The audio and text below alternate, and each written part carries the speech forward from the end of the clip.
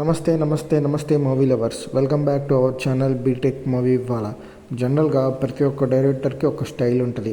అలాగే ఇప్పుడు ఒక డైరెక్టర్ ఒక హీరోని పెట్టుకొని ఆయన స్టైల్లో ఒక సినిమా తీసి బ్లాక్ బస్టర్ కొట్టిన తర్వాత ఇంకొక హీరోని పెట్టుకొని అదే స్టైల్లో సినిమా తీస్తే అది ఆడకపోతే జనరల్గా ఎలా ఉంటుంది? మరి ఇప్పుడు ఆ డైరెక్టర్ ఎవరు, ఆ హీరోస్ ఎవరు, ఫస్ట్ హీరోతో ఫిలిం ఎందుకు వర్క్ అయింది, నెక్స్ట్ హీరోతో ఫిలిం ఎందుకు వర్క్ అవ్వలేదు, డీటెయిల్గా డిస్కస్ చేద్దాం. ఇంకా లేట్ చేయకుండా వీడియో స్టార్ట్ చేసేద్దాం.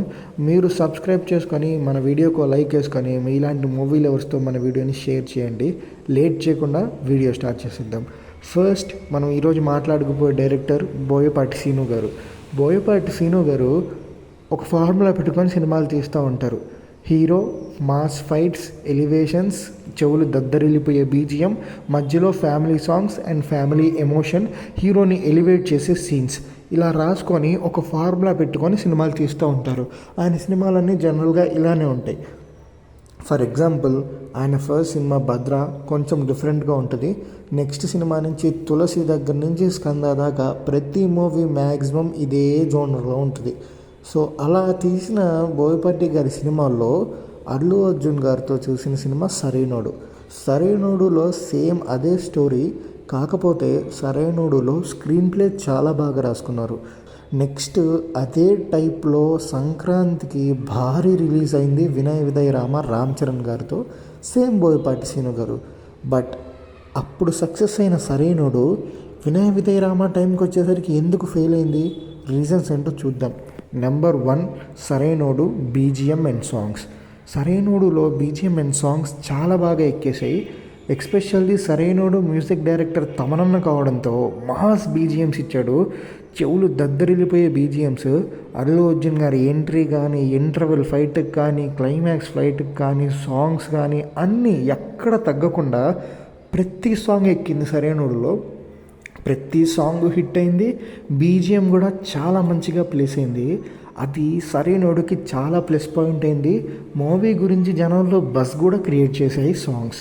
బట్ వినయ విధేయ రామ దగ్గరికి వచ్చేసరికి మ్యూజిక్ డైరెక్టర్ డిఎస్పి గారు పాటలు అలా వరస్ట్గా ఉంటాయని చెప్పను, కానీ సరైనోడు సాంగ్స్ ఎక్కినంత ఎక్కలేదు వినయ విధేయ రామ సాంగ్స్. అలాగే బీజిఎం, సరైనోడు ఉన్నంత బీజిఎం కూడా వినయ విధేయ రామలో లేదు. సో సరైనోడుకి మ్యూజిక్ అలాగే బీజిఎం ప్లస్ పాయింట్ అయింది. మన విధేయ రామాలో music and BGM minus point అయింది. Next Sarrainodu screenplay. సరైనోడులో బోయపాటి గారు స్క్రీన్ ప్లే చాలా మంచిగా ముందుకు తీసుకెళ్తారు. ఎక్కడ మనకి స్క్రీన్ మీద ల్యాగ్ లేకుండా కటింగ్స్ ఉంటాయి. ప్రజెంట్ నుంచి ఫ్లాష్ బ్యాక్ రకుల్ ప్రీత్ సింగ్ దగ్గర గారికి, ఆ పాయింట్ నుంచి మళ్ళీ ప్రజెంట్ వాళ్ళ ఫాదర్ దగ్గరికి, ఇలా ట్రాన్సాక్షన్స్ ఉంటాయి. చాలా బాగుంటుంది. ఎక్కడ ఈ క్రింజీ అంటే అని అనిపించదు. అఫ్కోర్స్ ఆయన సినిమాలో ఫైట్లు అవన్నీ అలానే ఉంటాయి, కానీ ఈ స్క్రీన్ ప్లే టెక్నిక్ అనేది సరైనోడులో చాలా బాగా ప్రజెంట్ చేశారు. వేరేస్ వినయ విధేయ రామలో కూడా అదే స్క్రీన్ ప్లే టెక్నిక్ వాడారు, కానీ మనకంత ఎంగేజింగ్గా అనిపించదు.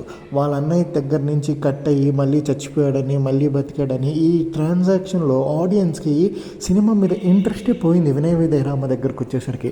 సో నెంబర్ 2, సరైనోడులో స్క్రీన్ ప్లే వర్క్ అయింది, వినయ విధేయ రామలో స్క్రీన్ ప్లే వర్క్ అవ్వలేదు. Number 3, comedy. సరైనోడులో అల్లు అర్జున్ గారు వాళ్ళ ఫాదర్తో ఉండే కామెడీ సీన్స్ కానీ, లేదంటే అల్లు అర్జున్ గారి ఇంట్లో జరిగే కామెడీ సీన్స్ కానీ చాలా క్లీన్గా ఉంటాయి, ఎక్కడ ల్యాగ్ అనిపించవు. అలాగే బ్రహ్మానందం గారి ట్రాక్ కూడా సరైనోడులో చాలా బాగా వర్కౌట్ అయింది. అప్పట్లో ఆ ట్రాక్ చాలా బాగా హిట్ అయింది. వేరాజ్ వినయ విధేయ రామాలో వచ్చేసరికి కామెడీ ఎక్కడా నవ్వు రాదు. సో ల్యాగింగ్ అండ్ బోరింగ్గా ఉంటుంది. ఏదో సినిమాని ఒక సాగదీయాలి కాబట్టి పెట్టినట్టు పెట్టారు బోయపాటి గారు Vinaya Vidheya రామాలో comedy scenes. So number 3 వచ్చేసి కామెడీ. సరైనోడులో కామెడీ వర్కౌట్ అయింది, ఇక్కడ కామెడీ వర్కౌట్ అవ్వలేదు. నెంబర్ 4 వచ్చేసి విలనిజం. సరైనోడులో ఎంత క్లాసిక్ విలనిజం ఉంటుందంటే, ఆది పినిశెట్టి గారు వేసుకునే డ్రెస్సెస్ దగ్గర నుంచి, ఉండే సెట్ పీసెస్ దగ్గర నుంచి, ఆయన చెప్పే డైలాగ్స్, ఆ యాక్షన్స్ అన్నీ చాలా క్లాసిక్గా ఉంటాయి. ఒక క్లాసిక్ విలనిజం చూపిస్తారు. బట్ వేరేజ్ వినయ విధేయ రామ దగ్గరకు వచ్చేసరికి అసలు ఎక్కడ మనకు ఆ క్లాసిక్ విలనిజమే కనపడదు. మొత్తం పాముల చేత కుట్టించడాలు, గాల్లో బాంబులు పేల్చడాలు, మొత్తం మాస్ చేద్దాం అనుకున్నారు. అది చాలా చాలా చాలా వరస్ట్గా అయిపోయి ట్రోల్ మెటీరియల్గా అయిపోయింది Vinaya Vidheya Rama. So 5th and last reason వచ్చేసి ఫైట్స్. అసలు జనాలు బోయపాటి గారి సినిమా కోసం బట్టలు చింపుకొని వెళ్ళేదే ఫైట్స్కి. అలాంటిది సరైనోడులో ఫైట్స్ ఎక్కడ పడాలో కరెక్ట్గా అక్కడ పడ్డాయి, ఎలా పడాలో అలా పడ్డాయి. ఇంటర్వెల్ ఫైట్ మాత్రం బీభత్సం సరైనోడులో. వేరాజ్ వినయ విధేయ రామకు వచ్చేసరికి ఆ ట్రైన్ సీన్ కానీ, తలకాయలు నరికితే గద్దలు తీసుకెళ్లే సీన్ కానీ, ఇలా చాలా సీన్స్ ఓవర్ అయిపోయాయి. బోయపాటి గారు ఏదో తీద్దాం అనుకొని వినయ విధేయ రామని బాగా క్రింజ్ ఓవర్ డోస్ చేసేసారు. సో ఈ 5 రీజన్స్ వల్ల సేమ్ ఫార్ములా పెట్టుకొని వచ్చిన సరైనోడు బ్లాక్ బస్టర్ అయింది, వినయ విధేయ రామ ఫ్లాప్ అయిపోయింది. సో ఇది రీజన్. ఇలాంటి ఇంకొన్ని వీడియోస్ కోసం మన ఛానల్ని సబ్స్క్రైబ్ చేసుకోండి. ఈ వీడియో ఎలా అనిపించిందో కింద కామెంట్ చేయండి. Thank you for watching.